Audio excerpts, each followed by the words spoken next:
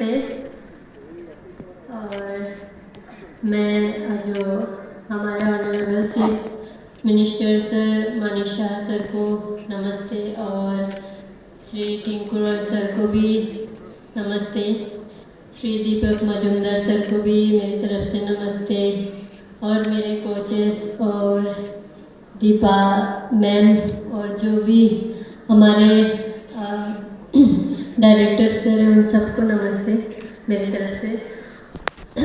ये मेरा पहला कॉमनवेल्थ गेम्स है और मेरे पहला गोल्ड मेडल है, तो मुझे बहुत ही अच्छा लग रहा है। तो जितना मुझे मेडल आने के बाद इतना अच्छा नहीं लगा जितना मुझे त्रिपुरा आने के बाद अच्छा लगा, क्योंकि मैं आज बहुत ही इमोशन हो गई हूँ कि मैं अपने घर आई हूँ। जब मैं अपने फैमिली को देखा, कोचेस को देखा, अपने देशवासियों को देखा, तो मेरे आंखों से आंसू आ गया था कि यार सारे इतना प्यार करते हैं मेरे से, मतलब जो भी मेडलिस्ट हैं उन सबके लिए कितना सपोर्टिव है करके मुझे बहुत अच्छा लगा। और ये जो हमारे जो सरकार है उन्होंने अभी काफ़ी डेवलप किया है और एसोसिएशन भी जो है हमारे जूडो वो काफ़ी अच्छा कर रहा है। और जब मैं त्रिपुरा स्पोर्ट्स स्कूल में थी तब से मैं स्पोर्ट्स स्कूल में मैं जो खेलो इंडिया में मेडल ली थी उसके कारण ही मैं भोपाल स्कीम में जा पाई थी। और उसके बाद वहाँ जाने के बाद मेरा फ्यूचर का जो पहला स्टेप है, जैसे एशियन चैम्पियनशिप में मेरा जूनियर में मेडल था, उसके बाद धीरे धीरे कॉमनवेल्थ चैम्पियनशिप, फिर कॉमनवेल्थ गेम्स आ गई, जो स्टेप बाय स्टेप जो मेरा पूरा हो रहा था, तो वो वहाँ से हो रहे थे। वो भी यशपाल सोलंकी सर के थ्रू ही हो रहा है, सर के पास ही मैं ट्रेनिंग करती हूँ। और जब मैं छोटी थी त्रिपुरा में, जब मैं डिस्ट्रिक्ट में ट्रेनिंग करती थी, तब मुझे बिना मैम जो है वो ही मुझे ट्रेनिंग कराते थे। और उसके बाद जब मैं 2015 में स्पोर्ट्स स्कूल चली गई थी, तब मुझे मानिक लाल देव सर और मौसमी मैम और प्रणव सर और अभिनव सर, वो लोग सब मिलके मुझे ट्रेनिंग कराते थे। तो वो ग्रास रूट लेवल में बहुत ज़रूरी था, अगर वो नहीं होता तो मैं नेशनल लेवल तक नहीं जा पाती।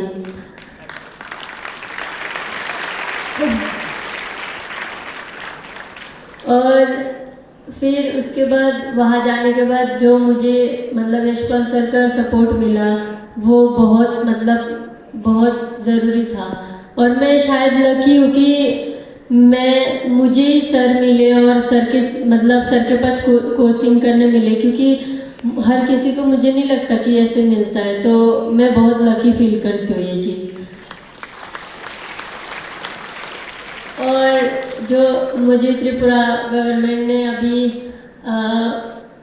ज़मीन दिया है, उसके लिए भी मैं सबको थैंक यू कहना चाहती हूँ, क्योंकि वो बहुत ज़रूरी था। मेरे पास घर नहीं था तो जगह और घर ये सब बहुत ज़रूरी था। इसके लिए मैं thank you so much sir आप लोगों को कहना चाहती हूँ। और मैं ये कहना चाहती हूँ, अगर सक्सेस तुम्हें हासिल करना है तो पूरे मन से मेहनत करो और डिसिप्लिन में रहो और अपने कोच का, अपने फैमिली का सुनो, तो फिर सब कुछ कर सकते हो। और अभी यहाँ पे मेरे मम्मी भी आई है और मेरे सीनियर भी आए हैं, मेरे कोचेस भी आए हैं, उन सबको देख के भी मुझे बहुत अच्छा लग रहा है। और मैं ये कहना चाहती हूँ कि शायद मैं बहुत लकी हूँ कि मेरे मम्मी ने और पापा ने मुझे पैदा किया है, क्योंकि अगर वो नहीं करते तो शायद मैं यहाँ तक नहीं पहुँचती। आज मैं खुश के साथ बहुत दुखी भी हूँ कि मेरे पिताजी नहीं है मुझे देखने के लिए, बट ठीक है, कोई बात नहीं, वो ऊपर से ज़रूर मुझे आशीर्वाद कर रहा है और देख रहा है। Thank you. Present on dais and of the dais. আজকে আমাদের জন্য সত্যি একটা আনন্দের দিন। এই কারণে আনন্দের দিন, আমাদের এতদিন ধরে একজনেই গোল্ডেন গার্ল হিসেবে আমরা জানতাম এবং তাকে নিয়ে আমরা খুব গর্ব করতাম। এবং আজকে এখানে উপস্থিত, এবং এখন আরেকজন গোল্ডেন গার্ল চলে আসলো এবং তাকে আজকে এখানে, এবং তার নাম হচ্ছে অস্মিতা দে। আপনারা সবাই জানেন যে কমনওয়েলথ গেমসে 2026-এ স্বর্ণপদক পেয়েছেন উনি। তো ওনাকে সম্বর্ধনা দেওয়ার জন্য আজকে আমাদের ত্রিপুরা সরকারের স্পোর্টস ডিপার্টমেন্ট থেকে যে আয়োজন রবীন্দ্র শতবার্ষিকী ভবনে, সেই উপলক্ষে আমাদের মাঝে উপস্থিত রয়েছেন Shri Tinku Roy, honourable minister youth affairs and sports এবং অন্যান্য দপ্তরের, এবং বিস্তারিত ওনার আলোচনা আমরা শুনলাম। এখানে উপস্থিত রয়েছেন আমাদের আগরতলা মিউনিসিপ্যাল কর্পোরেশনের মাননীয় মেয়র এবং বিধায়ক শ্রী দীপক মজুমদার মহোদয়। এখানে উপস্থিত Shri Tapas Roy, secretary youth affairs and sports এবং অন্যান্য দপ্তরে, Shri Al Alam, director youth affairs and sports, এবং যার কথা আমি একটু আগে বললাম যে ডক্টর দীপা কর্মকার পদ্মশ্রী এবং অর্জুনা অ্যাওয়ার্ডি এবং প্রেসিডেন্ট ত্রিপুরা অলিম্পিক অ্যাসোসিয়েশন। ও বেশ সুন্দর কয়েকটা কথা, কারণ তার অভিজ্ঞতার নিরিখে আমাদের সামনে রেখেছেন, এবং এই কথাগুলো, এই মেসেজগুলো কিন্তু নট ফর হারসেলফ, এই মেসেজগুলো নেক্সট জেনারেশন যারা আছে তাদেরকে উদ্বুদ্ধ করার জন্য এই কথাগুলো বলেছে, এবং এটাই আমাদের মূল লক্ষ্য। আমার সামনে এখানে যাকে নিয়ে আজকে আমাদের এই বৈঠক, আমাদের এখানে যে আজকে এই বিশাল আয়োজন, সে জুডো গোল্ড মেডেলিস্ট মিস অস্মিতা দে। আজকে অস্মিতার সাথে আমি ত্রিপুরা ভবনে আমি ছিলাম, ওনার কোচও এখানে উপস্থিত রয়েছেন শ্রী যশপাল সোলাঙ্কি, অর্জুনা অ্যাওয়ার্ডি। ওরা এসেছিল আমার সাথে দেখা করতে, আমি খবর দিয়েছিলাম আমি আছি দিল্লিতে, ত্রিপুরা ভবনের প্রথম অংশতে আমার দেখা। এর আগেও অনেকবার ওকে সম্বর্ধনা দিয়েছি, বিভিন্ন সময়ে যখন বিভিন্ন জায়গায় ও পদক পেয়েছিল। তো ওর কথাগুলো আমরা শুনলাম সেদিন। আমি ওকে জিজ্ঞেস করেছিলাম, আমার সাথে আমাদের স্পোর্টস মিনিস্টারও তখন সেখানে উপস্থিত ছিলেন, তো বলছিলাম যে আমরা কিভাবে তোমাকে কিছু সাহায্য করতে চাই।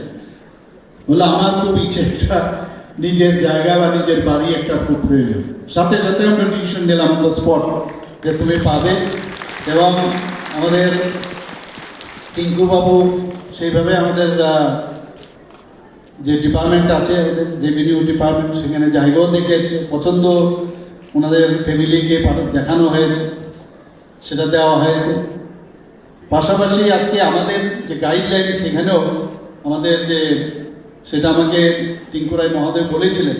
তো আজকে সকালে ওকে আমি ফোন করে আমি বললাম যে জায়গা তো আমরা দিলাম, যেহেতু আমাদের এটা অলরেডি আমাদের এটা ডিসিশন আছে, তো 10 লাখের যে বিষয়টা সেটাও আজকে ফাইনাল করে এখানে দিয়ে দাও। তো আজকে এটা দিলাম, এটা তো দিলাম, এটা বিষয় না, কিন্তু আমরা এই কারণে এই জিনিসটা আমরা করলাম যাতে তাদেরকে দেখে আরও উৎসাহিত হয়, অন্যান্য ছেলেমেয়েরা, আগামী প্রজন্ম যারা, যাতে আরও বেশি করে উদ্বুদ্ধ হয় এবং তারা উৎসাহিত হয়। এখানে আমাদের মাঝে নিচে উপস্থিত আছে অর্জুন অ্যাওয়ার্ডি মন্টু দেবনাথ মহোদয়। আমরা এক সময় ওনাকে নিয়ে আমরা গর্ব বোধ করতাম যে হর্স রাইডিং না বোল্টিং হর্স খুব ভালো করতেন, এবং বাইরের থেকে অনেক মেডেল উনি নিয়ে এসছেন। আমাদের কল্পনা দেবনাথ, সে এখন দিল্লিতেই থাকে, দিল্লির পাতিয়ালা, ওর বোনও দুজনেই। তো কল্পনাও কিন্তু উনি অর্জুনা অ্যাওয়ার্ডি। তাছাড়া সৌম্যদেব বর্মা, আপনারা সবাই জানেন যে লন টেনিসে, সেও অর্জুনা অ্যাওয়ার্ডি। ত্রিপুরাতে ট্যালেন্টেড কম, প্রচুর ট্যালেন্ট, খালি খুঁজে বের করা।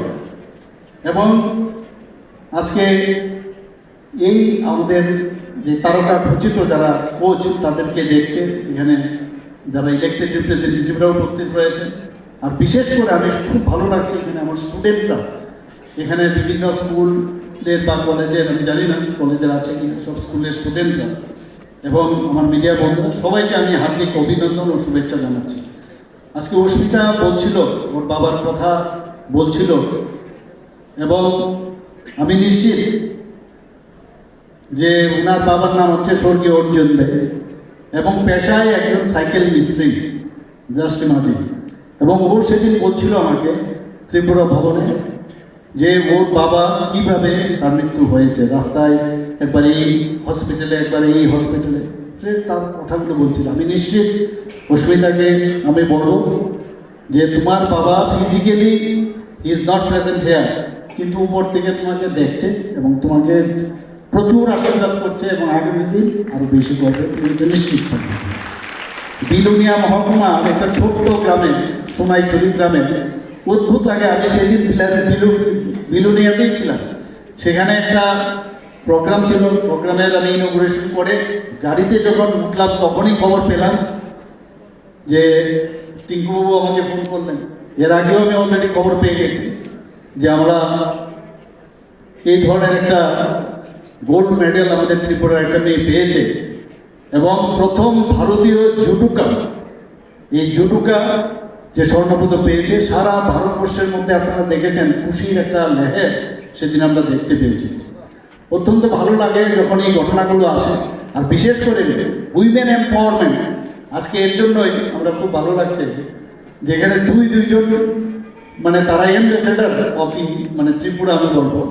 আমাদের অস্মিতা তো আবার নতুন করে হলো এবং দীপা কর্মকারও আমাদের অ্যাম্বাসেডর। যেখানে যায়, যেখানে সবসময় আমাদের মানে সবসময় বলে যে আপনাদের এখানে দীপার কী খবর।